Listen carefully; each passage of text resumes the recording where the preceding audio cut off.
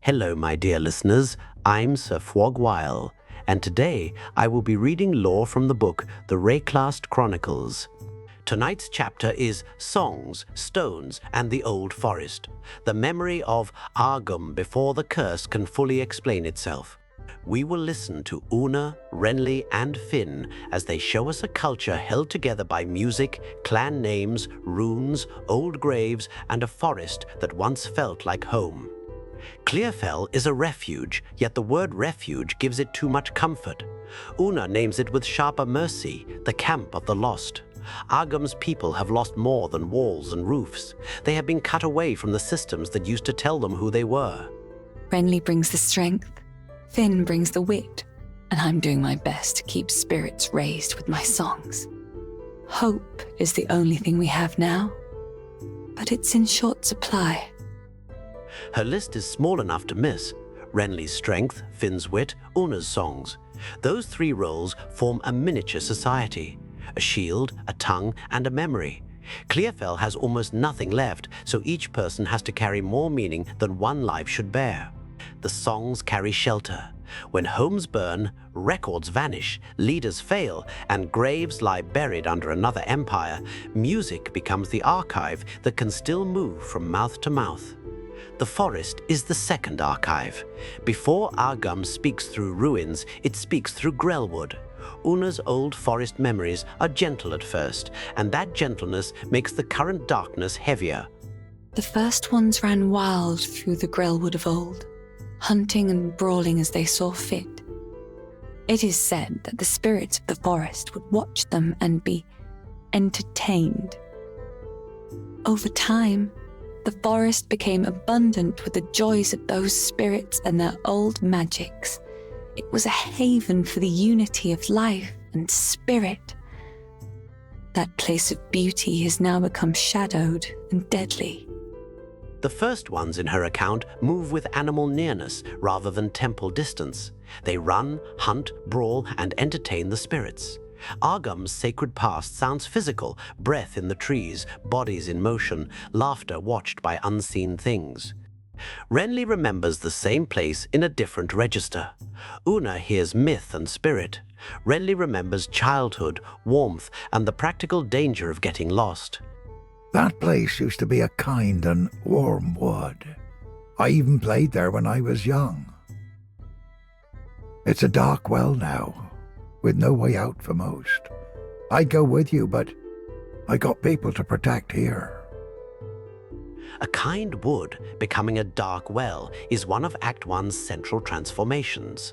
The old paths still exist in memory, but memory alone cannot guide people through them. The land has kept the names and broken the roots. Renly gives Ogham its political skeleton. Faerul held generations of Ezamites, and their clans fought among themselves until the Eternals forced a larger unity. This part of Faerul has been a fair home for many an Ezamite generation. The clans didn't always get along, but we had to settle our feuds when the Eternals laid their savage boot upon us. We weren't able to take part in the Bloody Flowers Rebellion, but we had our share of conflict with them here. Their ruins run over the top of ours, fighting a silent war in stone. A silent war in stone is a perfect Ogham image. Empire built over clan, tombs over graves, lore over older memory. Their placement already carries an accusation. Una answers that buried history with the Ezomite view of death. The Eternals tried to bury Ogham's dead beneath imported stone, yet Una refuses to grant that theft the last word. This is the cycle of life as we have always known it. Everyone dies, but the clan endures, and the greatest glory an Ezomite can attain is to live on in a song or a poem. That is why we do not fight the wood and stone to reclaim our buried graves. And it is something the Eternals never understood. We don't need the graves. We still have the songs and the stories that matter. they could never take those from us. That thought changes the graveyard from a map marker into a philosophy.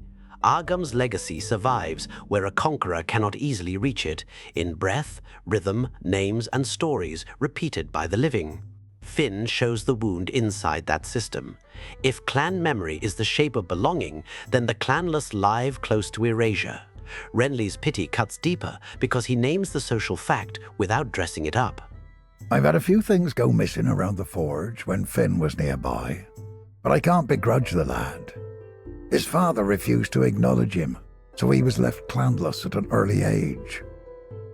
As an esteemed member of no clan at all, I had the distinct honour of wandering through the lovely sights of all 4 seasons. Summer heat, winter chill, take your pick. Finn turns homelessness into performance. He jokes, boasts, flirts, steals, and imagines palaces because the real world has offered him no fixed room in the house of Ogham. It won't be like this forever. I'm going to build my palace someday. Been planning it since I was small and found myself on my own.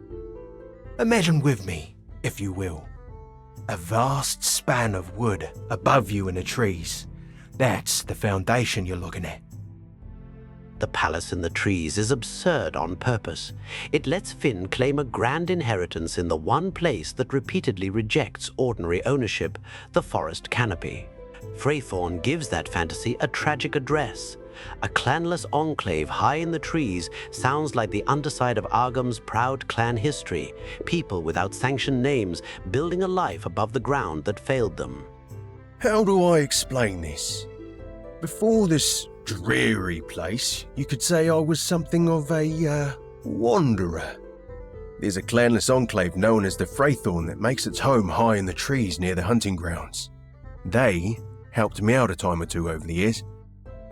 A little while back, a group of strangers arrived out of the deep woods. They made strange altars and started whispering to the others about their religion. That was when I decided to move on. The strangers in the deep woods prove the forest is no passive background. It receives people, hides cults, and turns outsiders into believers. By the time Freythorn falls, clanlessness has become a doorway for the darkness to recruit the unwanted. The stones of Searle pull the episode's threads together. Stone, rune, song, and spirit meet at a henge old enough for Una to treat it as a living instrument. There is a henge at the centre of the stones of Searle. We could try to summon the Fey spirits there. It was one of the first sites the Ezamites built when newcomers taught us runes so very long ago. Una admits the origin is partly broken. Ogham remembers through song, and song has preserved a shape rather than a clean footnote. We keep our history in the form of songs. All we know is that newcomers arrived and gave us knowledge in exchange for food and shelter. A tribe that appeared out of a ring of runes in the forest. A ring of runes in the forest. Newcomers arriving in storm and need. Fey folk becoming human. The story sounds like folklore because folklore is the vessel that survived. The uncertainty itself becomes evidence. For episode 3, the heart of Ogham is memory that keeps moving through songs, shadows, clan names, marriage, exile, and stones that outlive the voices, arguing over their meaning. That is why the smallest lines in Clearfell matter: a camp song, a family name, a grave, and a rumor about runes. Each one is a surviving shard from a people learning that memory can shelter them when land, law, and bloodline begin to fail. The tragedy is that these fragments begin as gentle things. They sound like comfort around a fire until the forest gives old comforts teeth and teaches the lost to fear their own songs. One last song waits at the edge of this chapter. Bearer's voice twists the comfort of a lullaby into the sound of pack hunger, and that is where Ogham's memory begins to freeze. Sleep in ice, wake in snow. Sleep, my pretties, as you grow. So tonight's lesson is this. Ogham is already haunted before the monsters arrive on screen. Its songs carry history, its stones carry conquest, its clans carry belonging, and its forest carries a memory older than the count. In the next chapter, that memory turns colder. Beara sings to her wolves, the rotten pack gathers around hunger and ice, and the old forest begins to show how a lullaby can become a threat. That's all I have for you tonight. Be sure to like, comment, and subscribe. There is much more lore and many more stories to come. Thank you for taking the time to watch my content.